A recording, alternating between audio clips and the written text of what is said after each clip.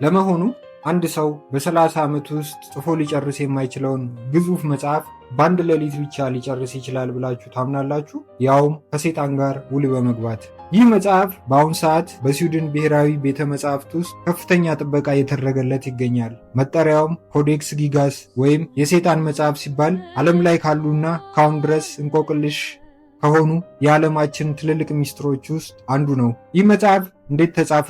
በውስጡ ምን ተደብቆበታል? የሚለውን በዛሬው የዙረት ዓለም ቆይታችን እጅን በአፍ የሚያስጭነውን የዚህን ግዙፍ መጽሐፍ ታሪክ እንመረምራለን። ለዚህ ቻናል አዲስ የሆናችሁ ቤተሰቦቻችን ይህን ቻናል ሰብስክራይብ በማድረግ ቤተሰብ ሁኑ። እንዲሁም ነባር ቤተሰቦቻችን ቪዲዮ ላይክ በማድረግ ወደ ዛሬው መርሃ ግብር እናልፋለን።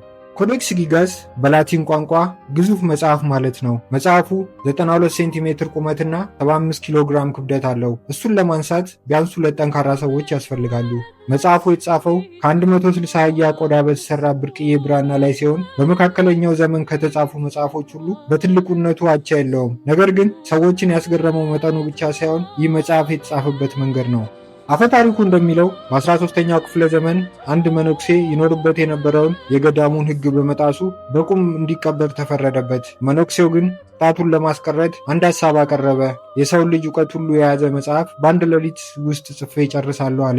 ሌሊቱ ሊያልቅ ሲል ስራው እንዳልተጠናቀቀ ሲረዳ መነኩሴው ነፍሱን ለሰይጣን አሳልፎ በመስጠት መጽሐፉን እንዲጨርስለት ለመነው። ሰይጣኑም መጽሐፉን በአንድ ሌሊት ጨረሰው። መነኩሴውም ለምስጋና እንዲሆን የሰይጣኑን ስዕል መጽሐፉ ላይ አስቀመጠው ይባላል።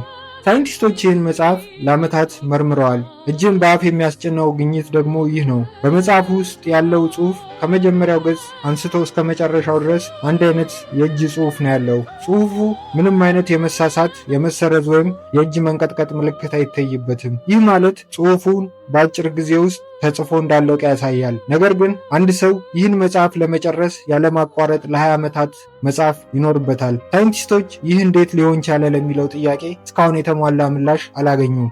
ኮዴክስ ጊጋስ መጽሐፍ ቅዱስን፣ የሕክምና መመሪያዎችና የጥንት ታሪኮችን በአንድ ላይ የያዘ ቢሆንም በውስጡ ባለው ግዙፍ የሰይጣን ስዕል ምክንያት ስሙ የሰይጣን መጽሐፍ ሆኖ ቀርቷል። እውነት በሰይጣን እርዳታ በአንድ ሌሊት ተጻፈ ወይስ የአንድ መነኩሴ የሕይወት ዘመን ተአምር ነው? እናንተ ምን ትላላችሁ?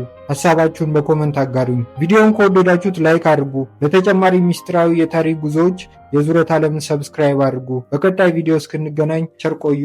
ባይ ባይ።